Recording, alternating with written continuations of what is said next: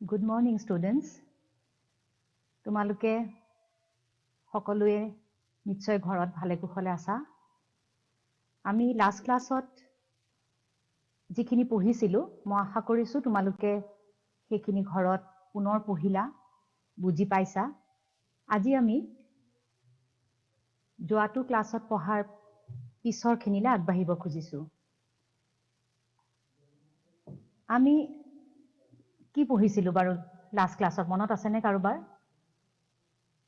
মনত আছে নে নাই? আমি কি পঢ়িছিলো যে ৰাসায়নিক বিক্ৰিয়ানো কি? আৰু আমাৰ এই ৰাসায়নিক বিক্ৰিয়াৰ কেইবাটাও উদাহৰণ মই তোমালোকক উদাহৰণ বুজাই দিছিলো। আৰু তোমালোকক মই কেইটামান হোমৱৰ্কো দিছিলো। মই আশা কৰিছো তোমালোকে হোমৱৰ্কখিনি কৰিলা বুলি। এতিয়া আমি শিকিলো যে ৰাসায়নিক বিক্ৰিয়ানো কি, আৰু আজি আমি শিকিম ৰাসায়নিক বিক্ৰিয়াবিলাক সমীকৰণৰ ৰূপত আমি কেনেকৈ লিখিব পাৰো তাৰ লিখন পদ্ধতিৰ বিষয়েও আমি আজি ইয়াতে শিকিম। সন্তুলিত ৰাসায়নিক বিক্ৰিয়ানো কি, সন্তুলিত ৰাসায়নিক সমীকৰণনো কি, আমি তাৰ বিষয়েও এই ক্লাছতে আলোচনা কৰিম। মই আগতেও এবাৰ প্ৰথম ক্লাছত কৈছিলো যে ৰাসায়নিক বিক্ৰিয়া কেইবা প্ৰকাৰৰ। গতিকে আমি আজি এই ক্লাছতে ৰাসায়নিক বিক্ৰিয়াৰ সংযোজন বিক্ৰিয়াৰ বিষয়েও আলোচনা কৰিম। এতিয়া আহা আমি প্ৰথম চাওঁ ৰাসায়নিক সমীকৰণনো কি।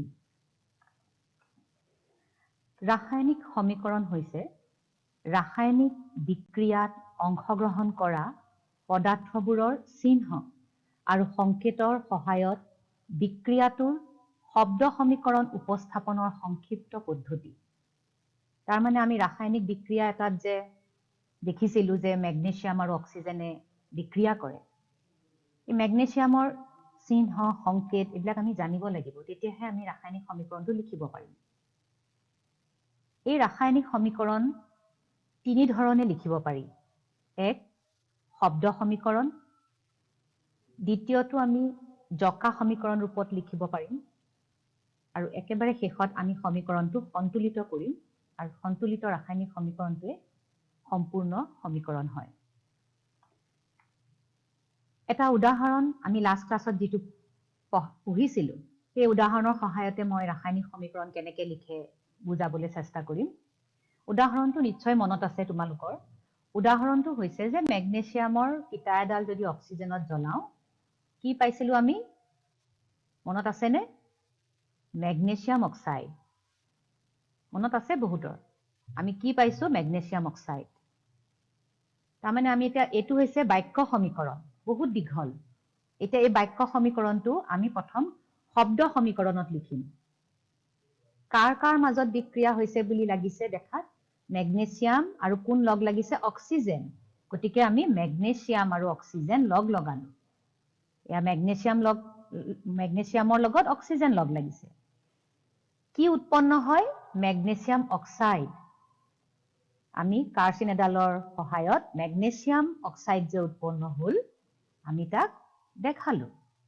এতিয়া এইটো হৈছে শব্দ সমীকৰণৰ ৰূপ। এইটো বাক্য সমীকৰণ খুব দীঘল আছিল, আমি তাক শব্দ সমীকৰণৰ ৰূপত লিখিলো।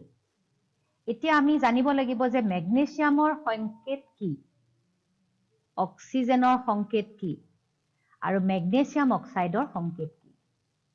আমি 9ত ইতিমধ্যে শিকি আহিছিলো যে মেগনেছিয়ামৰ আমি সংকেত শিকিছিলো Mg বুলি, অক্সিজেনৰ সংকেত কি শিকিছিলো? O2, আৰু মেগনেছিয়াম অক্সাইডৰ সংকেত কি? MgO। আমি শব্দ সমীকৰণটোক আৰু অলপমান চমু কৰিবৰ বাবে জকা সমীকৰণৰ ৰূপত লিখিলো। এতিয়া এই জকা সমীকৰণত আমি যদি খুব ভালদৰে মন দিওঁ বা কোনোবা এতিয়া ষ্টুডেণ্ট যিসকলে চাই আছা তেওঁলোকৰ মনতো কাৰোবাৰ প্ৰশ্নৰ উদয় হ'ব যে ইয়াত দেখোন অক্সিজেন 2 লিখা আছে, ইয়াত দেখোন তলত 2টো নাই। এই যে এইফালে 2 লিখা আছে তাৰমানে অক্সিজেন 2টা আছে, আৰু কাৰ্চিনডালৰ সিফালে অক্সিজেন কেইটা আছে? এটা। আমি ইয়াক মিলাব লাগিব। এই যে আমি দুয়োফালৰ পৰমাণুৰ সংখ্যাবিলাক যে মিলাম তেতিয়া আমি তাক সন্তুলিত ৰাসায়নিক সমীকৰণৰ ৰূপত লিখিব লাগিব। ইয়াত মেগনেছিয়াম এটাই আছে, ইয়াত অক্সিজেন দুটা আছে আৰু এইফালে অক্সিজেন এটা আছে। আমি ইয়াক মিলাবৰ বাবে এইটো সন্তুলিত ৰাসায়নিক সমীকৰণ লিখিলো। আমি সন্তুলিত ৰাসায়নিক সমীকৰণ কেনেকৈ লিখে আমি এই ক্লাছত বুজিম। এতিয়া প্ৰথম কথাটো হ'ল যিকোনো বাক্য সমীকৰণ আমি প্ৰথম অৱস্থাত শব্দ সমীকৰণৰ ৰূপত লিখিম, তাৰ পিছত জকা সমীকৰণৰ ৰূপত আৰু শেষত আমি ৰাসায়নিক সমীকৰণটো সন্তুলিত কৰিম। এতিয়া আহাচোন আমি চাওঁ যে এই যে দুটা পদাৰ্থ লগ লাগিলে আৰু আন এটা যে পদাৰ্থ ওলাল তাকনো কি বুলি কোৱা হয়। এই শব্দ সমীকৰণে বিক্ৰিয়ক পদাৰ্থ বিক্ৰিয়াজাত পদাৰ্থলৈ ৰূপান্তৰিত হোৱাটো এডাল কাৰ চিনৰ দ্বাৰা দেখুৱায়। এই যে মেগনেছিয়াম আৰু অক্সিজেন লগ লাগিছিলে, মেগনেছিয়াম আৰু অক্সিজেনক কি বুলি ক'ব? বিক্ৰিয়ক। এটা ৰাসায়নিক বিক্ৰিয়াত যি দুটা পদাৰ্থ লগ লাগে তাক কি বুলি কয়? বিক্ৰিয়ক। আৰু যি উৎপন্ন হয়, নতুন যি পদাৰ্থৰ সৃষ্টি হ'ব তাক ক'ব বিক্ৰিয়াজাত পদাৰ্থ। তাৰমানে ৰাসায়নিক সমীকৰণ এটা আমি লিখোতে মন কৰিব লাগিব যে বিক্ৰিয়ক পদাৰ্থৰ সমীকৰণ সদায় আমি কোনফালে লিখো? বাওঁফালে। আৰু বিক্ৰিয়ক আৰু বিক্ৰিয়াজাত পদাৰ্থৰ মাজত কি থাকে? এডাল কাৰচিন থাকে আৰু এই কাৰচিনডালে বিক্ৰিয়াজাত পদাৰ্থৰ অভিমুখে দেখায়। তাৰমানে কাৰচিনডালে এইটো বুজায় যে কোন দুটা পদাৰ্থ লগ হৈ কি উৎপন্ন হ'ল।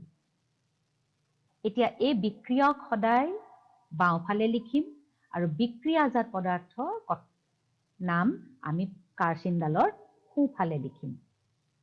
বিক্ৰিয়াজাত এটাও ওলাব পাৰে, দুটাও হ'ব পাৰে, তিনিটাও হ'ব পাৰে। যদি এটাতকৈ বেছি থাকে আমি প্ৰত্যেকৰ পদাৰ্থৰ মাজত আমি কি চিন দিম? যোগ চিন দিম। আৰু ইয়াৰ বিষয়েও আমি অলপ পিছতে পঢ়িম। এতিয়া আমি চাওঁ আহা যে বিক্ৰিয়ক কাক বোলে আৰু বিক্ৰিয়াজাত পদাৰ্থ কাক বোলে। বিক্ৰিয়ক হৈছে যিবোৰ পদাৰ্থৰ ৰাসায়নিক পৰিৱৰ্তন ঘটে সেই পদাৰ্থবিলাকক আমি কি ক'ম? বিক্ৰিয়ক।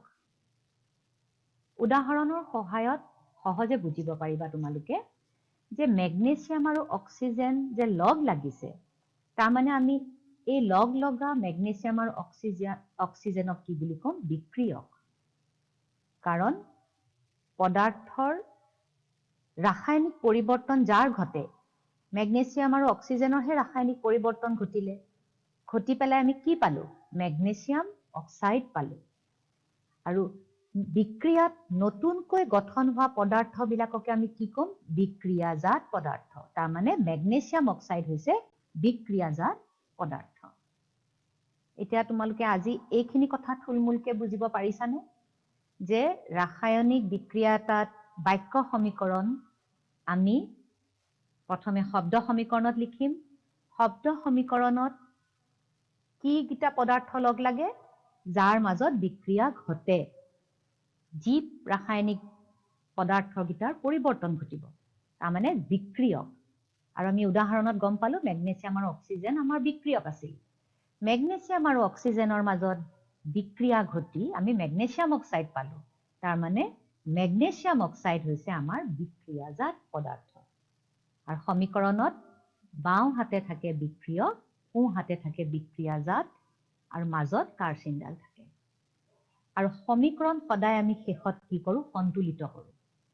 মই অলপ আগতে দেখুৱাৰ দৰে যদি বিক্ৰিয়কৰ সংখ্যা পদাৰ্থৰ পৰমাণুৰ সংখ্যা আৰু বিক্ৰিয়াজাত পদাৰ্থৰ পৰমাণুৰ সংখ্যা সমান থাকিব লাগিব। আমি এতিয়া সন্তুলিত কেনেকৈ কৰে এটা সমীকৰণ সেই বিষয়ে শিকো আহা। তাৰ আগতে এই যে আমি বিক্ৰিয়া ৰাসায়নিক বিক্ৰিয়া যে সমীকৰণৰ ৰূপত লিখিবলৈ এইমাত্ৰ শিকিলো, তোমালোকৰ পেজ নম্বৰ 6ত প্ৰশ্নাৱলী যিটো 2 আছে, প্ৰশ্নাৱলীৰ কুৱেশ্যন নম্বৰ 2 মই শিকোৱাৰ দৰে তোমালোকে যদি এতিয়া মন কৰিছা, ক্লাছটো শেষ হোৱাৰ পিছত গধূলিলে চেষ্টা কৰিবা যাতে তোমালোকে অকল বিক্ৰিয়াটো লিখিবলৈ পাৰা। যেনে 2 নম্বৰ কুৱেশ্যনত যে আছে যে এই 1 নম্বৰটো হাইড্ৰজেন আৰু ক্লৰিন লগ লাগিলে কি হয়? Hydrogen chloride. এতিয়া হাইড্ৰজেনৰ সংকেত তোমালোকে নিশ্চয় জানা, ক্লোৰিনৰ সংকেত নিশ্চয় জানা আৰু হাইড্ৰজেন ক্লোৰাইডৰ সংকেত নিশ্চয় জানা। তোমালোকে এই অলপ আগতে যেটো শিকালো তাৰ ওপৰত ভিত্তি কৰি তোমালোকে আজি এবাৰ গধূলি পঢ়ি অকল এই তিনিটা প্ৰশ্নৰ উত্তৰ লিখিবলৈ চেষ্টা কৰিবা। কাৰণ পঢ়াৰ দিনাখনে যদি বা বুজোৱাৰ দিনাখনে শিক্ষকসকলে বুজোৱাৰ দিনাখনে যদি গধূলি ছাত্ৰ-ছাত্ৰীসকলে তোমালোকে ঘৰত আকৌ এবাৰ পঢ়া তেতিয়াহলে পঢ়াখিনি কেতিয়াও নাপাহৰা আৰু লগে লগে শিকোৱাৰ নিচিনাকে যদি কেইটামান উদাহৰণ কৰিবলৈ চেষ্টা কৰা তেতিয়াও তোমালোকৰ বহুত সহায় হ'ব।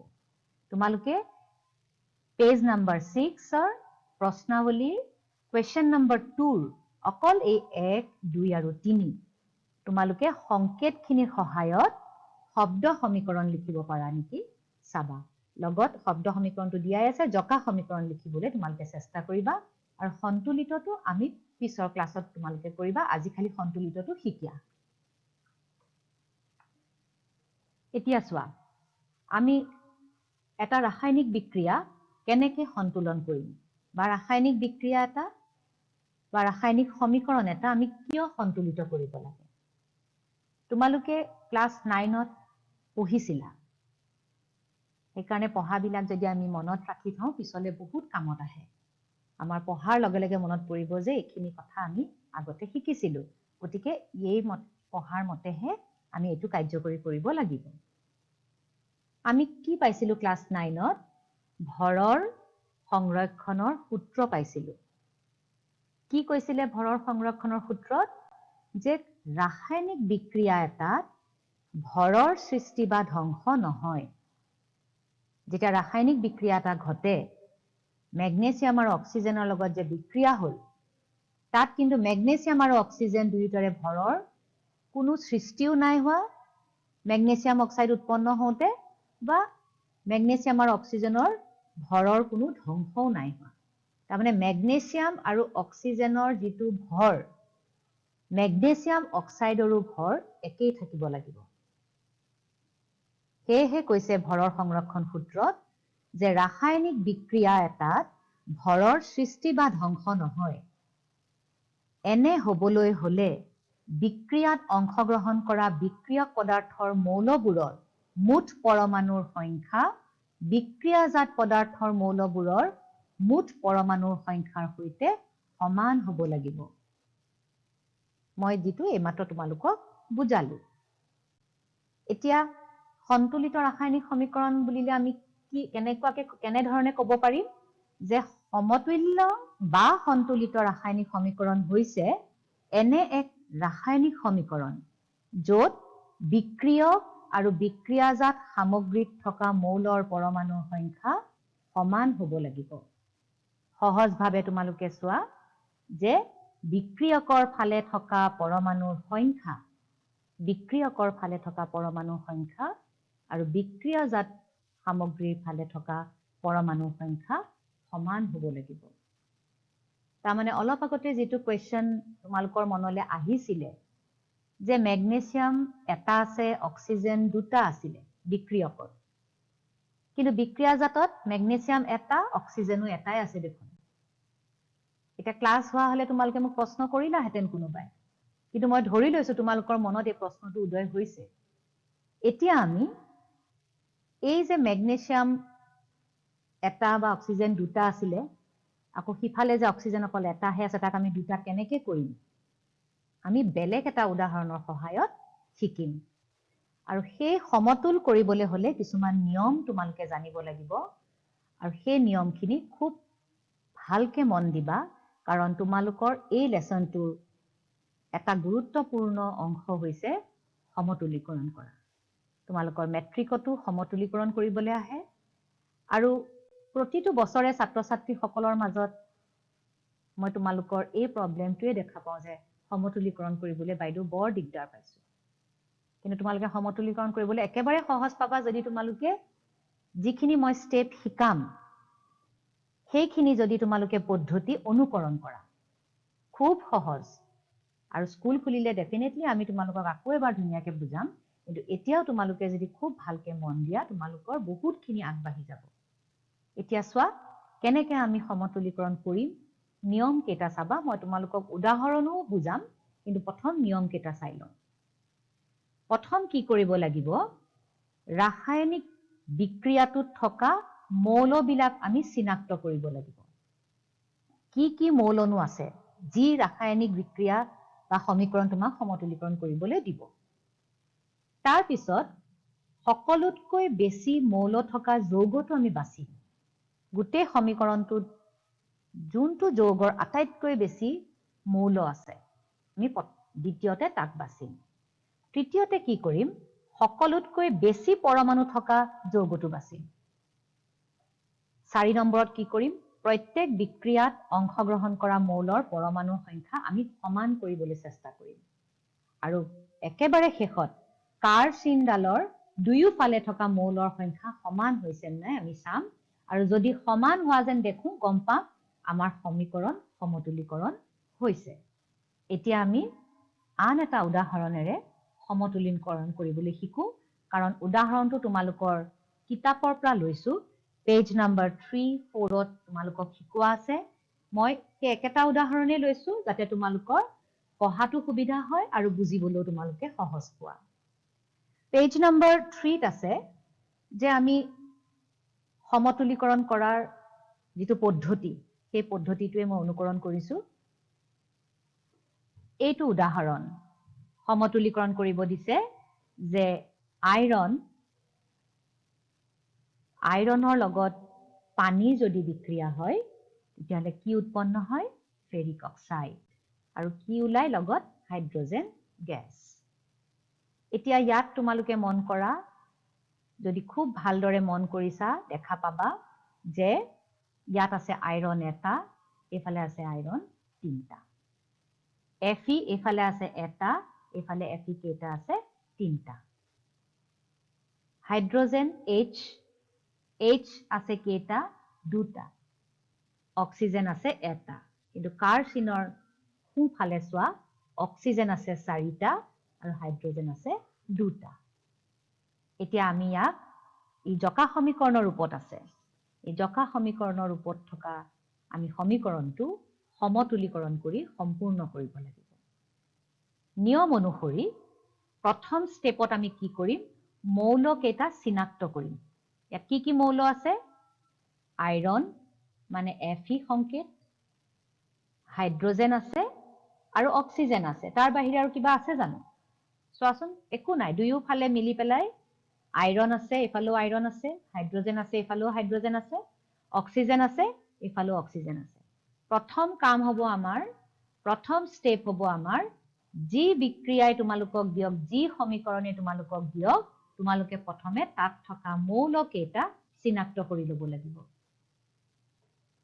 মৌল কেইটা চিনাক্তকৰণ কৰাৰ পিছত সেকেন্ড ষ্টেপটো কি আছিলে যে আটাইতকৈ বেছি পৰমাণু থকা যৌগটো আমি বাছি নিয়াম তোমালোকে চাওঁতে ধৰিব পাৰিছা তোমালোকে কোলাই হেতেন ক্লাছত থকা হলে যে বাইদেউ এইটো Fe3O4 ফেৰিক অক্সাইড এতিয়া এই Fe3O4তে আটাইতকৈ বেছি পৰমাণু আছে আইৰণৰ 3টা আছে অক্সিজেনৰ 4টা আছে বাকি কিন্তু কতোতে নাই ইফালেতো অক্সিজেন মাত্ৰ এটা আছে আৰু ইয়াতো আইৰন এটাই আছে গতিকে আমি বেছি পৰমাণু থকা যৌগটো চিনাক্তকৰণ কৰিব পাৰিলো কোনটো ফেৰিক অক্সাইড Fe3O4 এটা নেক্সট ষ্টেপত আমি যাম নেক্সট ষ্টেপটোত কি কৈছিলে যে বেছি পৰমাণু থকা মৌলৰ চিনাক্তকৰণ কৰিব লাগিব এটা আমি সমীকৰণটো সুবিধাৰ অৰ্থে বুজাই দিলো তোমালোকক যে এটো হৈছে লেফট হ্যান্ড সাইডৰ সমীকৰণৰ বিক্ৰিয়ক এখিনি আৰু এখিনি হৈছে বিক্ৰিয়াজাত আমি সোঁহাতে লিখিম আটাইতকৈ বেছি থকা যৌগটো কোনটো ফেৰিক অক্সাইড আৰু ইয়াতে আটাইতকৈ বেছি মৌল আছে আমি সেইখিনি লিখিলম এইটা পৰমাণু সোঁহাতে আৰু বাওঁহাতে কিমান কাৰ কিমান মৌলৰ সংখ্যা আছে আমি সেইখিনি লিখিলম বাওঁহাতে আইৰণৰ কেইটা আছে পৰমাণুৰ সংখ্যা এটা সোঁহাতে কিমানটা আছে 3টা হাইড্ৰোজেনৰ বাওঁ হাতে থকা পৰমাণুৰ সংখ্যা 2 সোঁ হাতে থকা হাইড্ৰোজেনৰ পৰমাণুৰ সংখ্যাও 2 অক্সিজেনৰ বাওঁ হাতে থকা পৰমাণুৰ সংখ্যা 1 কিন্তু সোঁ হাতে অক্সিজেনৰ পৰমাণুৰ সংখ্যা কিমান 4 প্ৰথম আমি ধুনীয়াকে সোঁফালৰ আৰু বাওঁফালৰ প্ৰতিটো মৌলৰ পৰমাণুৰ সংখ্যা আমি উলিয়াই ললো তেতিয়া আমাৰ সুবিধা হ'ব বুজিবলৈও সুবিধা হ'ব যে কাৰ বেছি আছে কাক মিলাব লাগিব ইয়াত চালে দেখা যায় হাইড্ৰোজেনক দেখোন মিলাব নালাগে কাক মিলাব লাগিব অক্সিজেনক মিলাব লাগিব আৰু আইৰণক দেখাত এনেকুৱা লাগিছে কিন্তু আমি পিছলে চালে গম পাম অকমান বেলেগ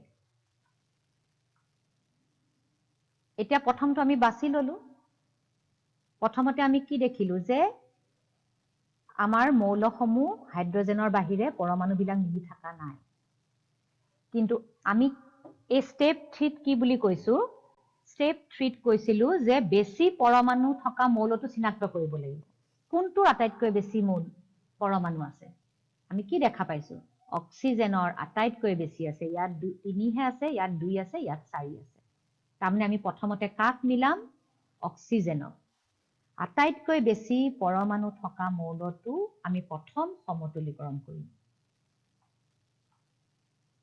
এয়া চোৱা এতিয়া আমি সমতুলীকৰণ কৰোতে কি কৰিম যেহেতু বাওঁ হাতে এটা আছে সোঁ হাতে 4টা আছে এটো এটা অংক দেই যেনেকৈ আমি গম পাওঁ 1 টো 4 কৰিবলৈ হলে আমি কি কৰিব লাগিব 1ৰ লগত 4 পূৰণ কৰিব লাগিব গতিকে আমি অক্সিজেনৰ বাওঁ হাতে থকা অক্সিজেনৰ পৰমাণুৰ লগত আমি 4 পূৰণ কৰিলো তেতিয়া আমি কেইটা পালো অক্সিজেনৰ পৰমাণু 4টা পাম আৰু তেতিয়া বাওঁ ফালৰ অক্সিজেনৰ সংখ্যা আৰু সোঁ ফালৰ অক্সিজেনৰ সংখ্যা মিলি থাকিব এতিয়া আমি 4 যে পূৰণ কৰিম ক'ত কৰিম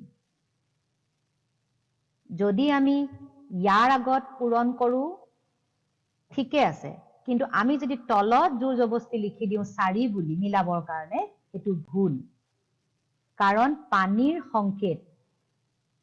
সংকেত কিমান থাকিব লাগিব সদায় পানীৰ সংকেত H2O পানীৰ সংকেত আমি 4 মিলাবৰ কাৰণে H2O4 কৰি পেলাব নোৱাৰো তেতিয়ালে আমি ইয়াক 4 কেনেকৈ কৰিম এটা কথা সদায় মন কৰিব লাগিব প্ৰত্যেক সমীকৰণৰ ক্ষেত্ৰত যে পৰমাণুৰ সংখ্যা সমান কৰিবলৈ যৌগটোৰ আমি সংকেত সলনি কৰিব কিন্তু নোৱাৰি তাৰ মানে আমি সেই কাৰণে যাতে আমি নুচো মৌল পৰমাণু কেইটা আমি বক্সৰ ভিতৰত ভৰাই দিলো দেখিছা প্ৰত্যেকটো যৌগ আমি কোড ভৰাই দিলো প্ৰত্যেকটো যৌগ আমি বক্সৰ ভিতৰত ভৰাই দিলো যাতে আমি ভিতৰৰ একো নুচো আমি যদি মিলাও বাহিৰৰ পৰা মিলাম এতিয়া এই 4 যে পূৰণ কৰিলো আমি কোড লিখিম এই পানীৰ সংকেতৰ সন্মুখত লিখিম যদি আমি এই সন্মুখত লিখো আগত লিখো তেতিয়া হলে ই পূৰণ বুজায় 4 অক্সিজেনৰ সংখ্যা কিমান হৈ গল 4টা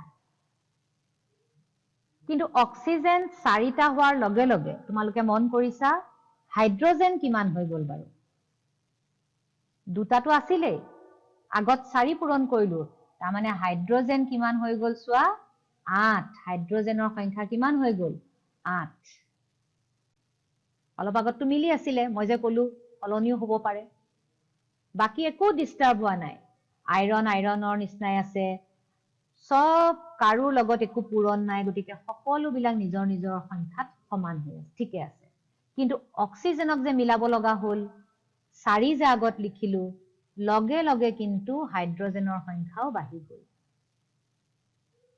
ইয়াৰ পিছৰ স্লাইডছখনত গম পাবা এয়া চোৱা হাইড্ৰোজেন কিমান হৈ গল ইয়াত চোৱা হাইড্ৰোজেন হৈ গল 8 অক্সিজেন মিলি গল এফালে 4টা এফালে 4টা মিলি গল একো অসুবিধা নাই কিন্তু হাইড্ৰোজেন 8 হৈ গল গতিকে আমি লিখি দিলো যে বাওঁ হাতে হাইড্ৰোজেনৰ সংখ্যা 8 সোঁ হাতে কিন্তু আগৰ পৰাই কিমান আছে 2 এতিয়া আমি আকৌ হাইড্ৰজেনক মিলাব লাগিব হাইড্ৰজেনক মিলাবৰ কাৰণে যেহেতু 2 আছে আমি আকৌ কিহেৰে পূৰণ কৰিম 4 ৰে পূৰণ কৰিলো এটো নহয় যে তোমালকে ভাইবা 4 এ পূৰণ কৰি থাকিব লাগিব নহয় এটো অংক যি সংখ্যাৰে পূৰণ কৰিলে মিলে সেই সংখ্যাটোহে আমি ব্যৱহাৰ কৰিব লাগিব ইয়াত যেহেতু 2 আছে 8 লাগে আমি 4 ৰে পূৰণ কৰিছো আকৌ মই অলপ আগতে কৈছো ন এই 4 টো আমি কিহৰ আগত দিম আমি সংকেতৰ আগত দিম এই হাইড্ৰজেনটোক জবৰদস্তি আমি 8 কৰি নিদিম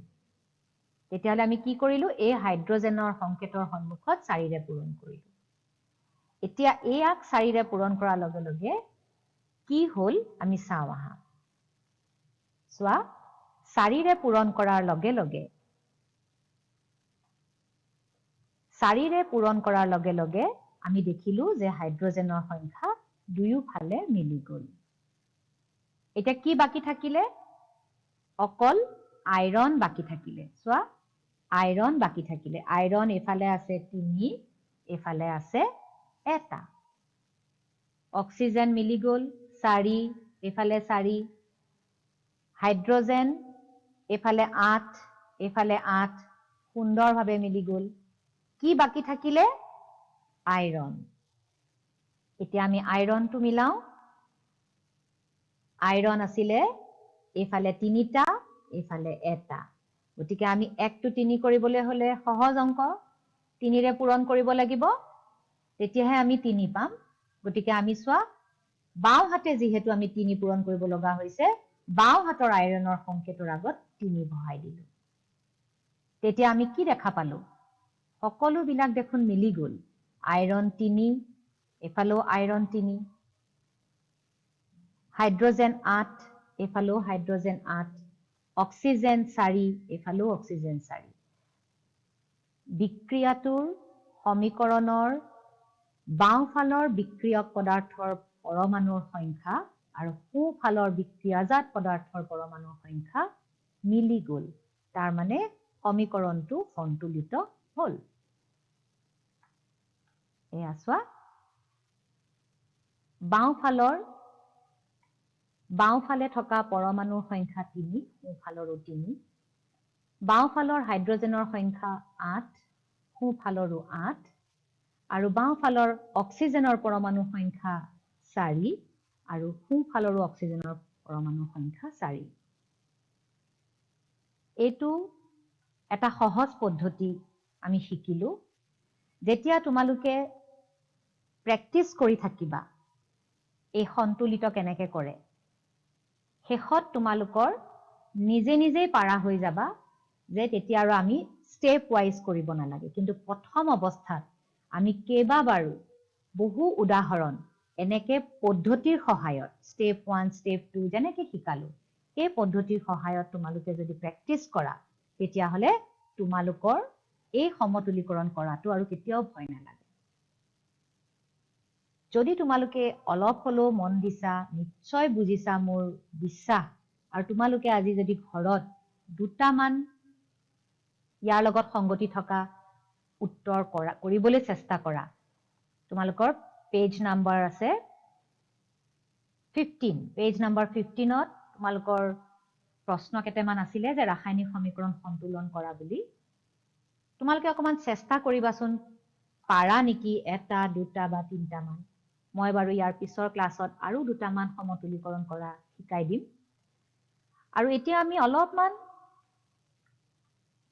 পদাৰ্থৰ ভৌতিক অৱস্থাৰ বিষয়ে অলপমান মই কৈ আজি আমাৰ এই ক্লাছখিনি ইয়াতে সমাপ্ত কৰিম খালি মই পদাৰ্থৰ ভৌতিক অৱস্থাসমূহৰ কথা আজিয়ে কৈ দিওঁ পদাৰ্থৰ ভৌতিক অৱস্থাৰ বিষয়ে আমি আগতেও পঢ়িছো যে পদাৰ্থৰ ভৌতিক অৱস্থাসমূহ আমি কি পাইছিলো গোটা অৱস্থা তৰল অৱস্থা গেছীয় অৱস্থা আৰু জলীয় অৱস্থা মানে হৈছে তোমালোকে হয়তো এটো আগতে পাইছাও তথাপি জলীয় অৱস্থা হৈছে যে গোটা অৱস্থাৰ লগত কিছু পানীৰ ভাপ বা পানীয়া যেটো সেমেকা ভাপ এই সেমেকা ভাপ থকা যেনে নিমখটো যদিও শুকান তাত আমি কি পাওঁ অলপমান সেমেকা ভাপ পাওঁ তেনেকুৱা পদাৰ্থ বিলাকক আমি জলীয় অৱস্থাত থকা বুলি কওঁ এতিয়া গোটা অৱস্থাত থকা আমাৰ কি চিহ্ন আছিলে স্মল s আগতেও পাইছো তৰল অৱস্থাত যি থাকে আমি তাক স্মল l ৰে বুজাও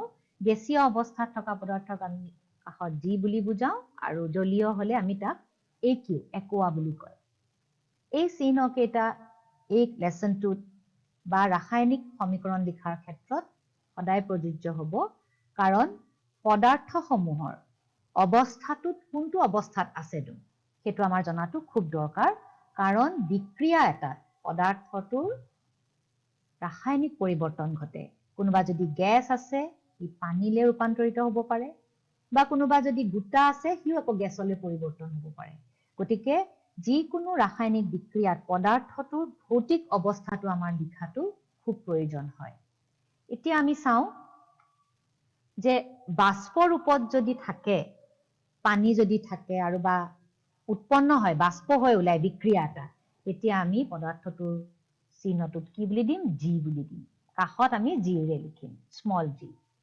যদি গেছীয় বিক্ৰিয়াজাত পদাৰ্থ উৎপন্ন হয় তেতিয়াহলে কাষত আমি কি চিন দিম এটা ঊৰ্ধ্বমুখী কাৰ চিন দিম বিক্ৰিয়াজাত পদাৰ্থত যদি অধক্ষেপ পৰে মানে ৰাসায়নিক বিক্ৰিয়া এটাত যদি উৎপন্ন হোৱা বিক্ৰিয়াজাত পদাৰ্থটো অধক্ষেপ হিচাপে পৰে আমি লাষ্ট ক্লাছত অধক্ষেপৰ উদাহৰণ দিছিলো তেতিয়াহলে আমি অধক্ষেপৰ যিটো উৎপন্ন হ'ব পদাৰ্থ তাৰ কাষত আমি কাৰ চিনটো এনেকে তললে দিম তেতিয়া আমি গম পাম আমি যতে দেখা পাওঁ পদাৰ্থৰ কাষত কাৰ চিন আছে আমি গম পাম এটা অধক্ষেপ আৰু ঊৰ্ধ্বমুখী হৈ থাকিলে গম পাম ই গেছীয় অৱস্থাত আছে আৰু সমীকৰণৰ কাৰ চিনত তোমালোকে কেতিয়াবা দেখা পাবা বা কিতাপখন আজি পঢ়োতেও দেখা পাবা কাৰ চিনৰ ওপৰত বা তলত কিছুমান কথা লিখা থাকে উষ্ণতা চাপ আৰু অনুঘটকৰ কথা লিখা থাকে কিতাপত থকা উদাহৰণ এটা মই শেষত দিওঁ তোমালোকৰ কিতাপতে আছে পেজ নাম্বাৰ 5ত আছে উদাহৰণ কেইটা তোমালোকে চাবা এইগিটা উদাহৰণত চোৱা আইৰন গোটা অৱস্থাত আছে কাৰণে স্মল s এৰে বুজাইছে পানী তৰল অৱস্থাত স্মল l ফেৰিক অক্সাইড গোটা স্মল s হাইড্ৰোজেন গেছ আমি জানো স্মল g ৰে বুজাইছে ঠিক এইটো carbon monoxide gas hydrogen gas আৰু এফালে হৈছে তোমাৰ মিথানল ই হৈছে লিকুইড এতিয়া এই যে দিলে 344 বায়ুমণ্ডলীয় চাপ তাৰ মানে 340 বায়ুমণ্ডলীয় চাপত এই বিক্ৰিয়াটো সংঘটিত হৈছে ইয়াক আমি উপস্থাপন কৰিছো এইটো তোমালোকৰ নিশ্চয় মনত আছে সালোক সংশ্লেষণৰ গতিকে ইয়াত চোৱা কাৰ্বন ডাই অক্সাইড হেমেকা একোৱা লিখিলো পানী তৰল সূৰ্যৰ ৰশ্মিৰ প্ৰয়োজন তাপ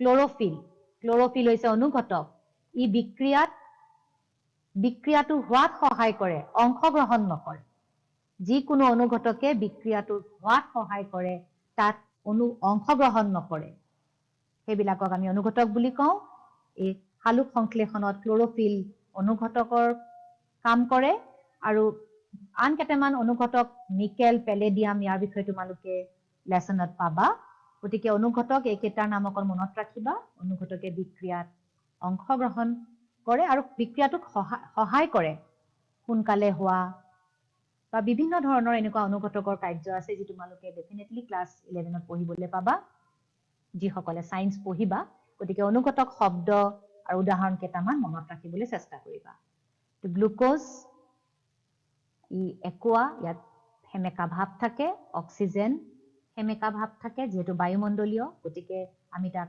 একোৱা হিচাপে ল'ব পাৰো জলীয় আৰু পানী হৈছে লিকুইড গতিকে আমি আজি শিকিলো যে বিক্ৰিয়া বাক্য সমীকৰণৰ ৰূপত দীঘল হয় বাবে আমি শব্দ সমীকৰণ জকা সমীকৰণ আৰু সন্তুলিত ৰাসায়নিক সমীকৰণত লিখিব লাগিব সন্তুলিত ৰাসায়নিক সমীকৰণ কি পদ্ধতিৰে শিকিব পাৰো তাৰ বিষয়েও আমি আজি আলোচনা কৰিলো তোমালোকে কেইবাবাৰো প্ৰেক্টিছ কৰিলে নিশ্চয় পাৰিবা আৰু প্ৰতিটো পদাৰ্থৰ ভৌতিক অৱস্থাসমূহ আমি জানিব লাগিব যাতে ৰাসায়নিক বিক্ৰিয়াত যে পৰিৱৰ্তন হৈ আন এটা নতুন বিক্ৰিয়াজাত পদাৰ্থ উৎপন্ন হয় তেতিয়া কিন্তু ভৌতিক অৱস্থাসমূহ সলনি হয় গতিকে যি দুটা আজি হোমৱৰ্ক মই তোমালোকক দেখালো কিতাপতে আছে, তোমালোকে চেষ্টা কৰিবা আৰু আজি পঢ়োৱা কথাখিনি গধূলিলৈ পঢ়িবা যাতে তোমালোকৰ মনত থাকে। ভালকে থাকা আৰু ইয়াৰ পিছৰ ক্লাছত মই ৰাসায়নিক বিক্ৰিয়াৰ বিভিন্ন প্ৰকাৰ আৰম্ভ কৰিম। আজি সময়ৰ হৈ গ'ল, গতিকে মই সংযোজন বিক্ৰিয়াৰ বিষয়ে আজি নপঢ়ালো। পিছৰ ক্লাছত আমি খুব প্ৰথমৰ পৰা আৰম্ভ কৰিম যে ৰাসায়নিক বিক্ৰিয়া বিভিন্ন প্ৰকাৰৰ কি কি আছিলে। ভালকে থাকা, ধন্যবাদ।